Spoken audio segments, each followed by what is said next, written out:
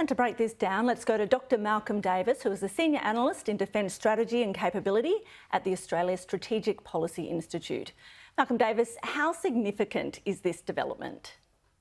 Look, I think it's important because essentially it adds another layer of legislative and policy framework to the AUKUS agreement that makes it easier to transfer nuclear-related technologies, including the reactors themselves. Those will be particularly relevant, obviously, as you get later into the process of this agreement. The Virginia-class submarines that we'll be getting from the United States will come with the reactors installed, but we do have to store the waste from those reactors that in our Australian submarines on our soil. Key point I want to make is we are not storing nuclear waste from US or UK submarines. That's not happening. So we have to have the knowledge and the technology to be able to store our own waste when we eventually end the lives of those Virginia-class submarines. So where is that belief coming from about us taking nuclear waste? Well, that was always part of the AUKUS agreement, that when our submarines ended their service lives, probably in the 2030s or 2040s, that we would store our waste on our soil. We are not storing the waste of the US or the UK on Australian soil.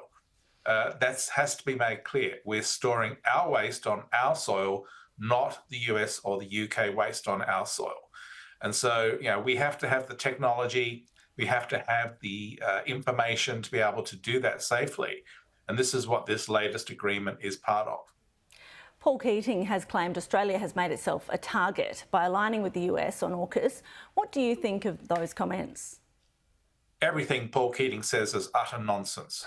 I listened to the interview on ABC, and essentially he's promoting an agenda that is anti-AUKUS, anti-US, and ultimately pro-China.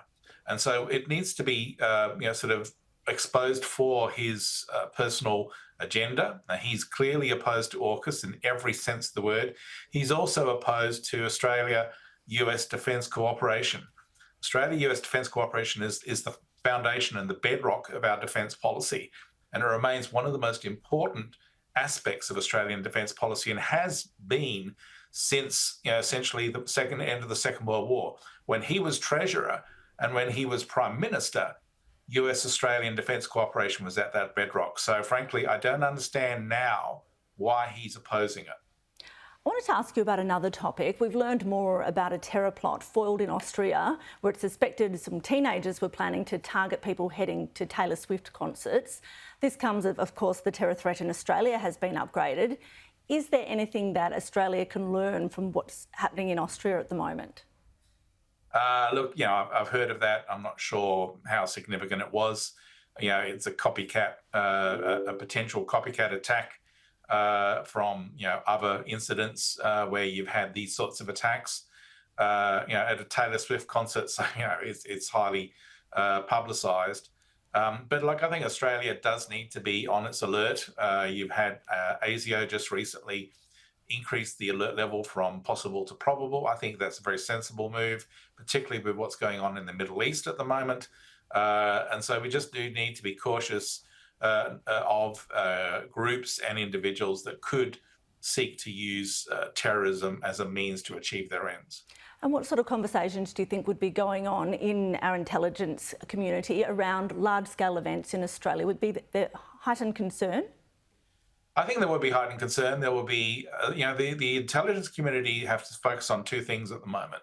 The first is intelligence activities by hostile states seeking to exploit gaps in our counterintelligence to gain information to our disadvantage. And the second is terrorist activities that could be carried out either from internal actors, lone wolves, or foreign groups that are sponsored by some sort of, religious cause. And I think that we need to be conscious of all of these threats. And the intelligence agencies like ASIO and ASIS and the Australian Federal Police are all really critical in protecting Australians and this country against those sorts of threats.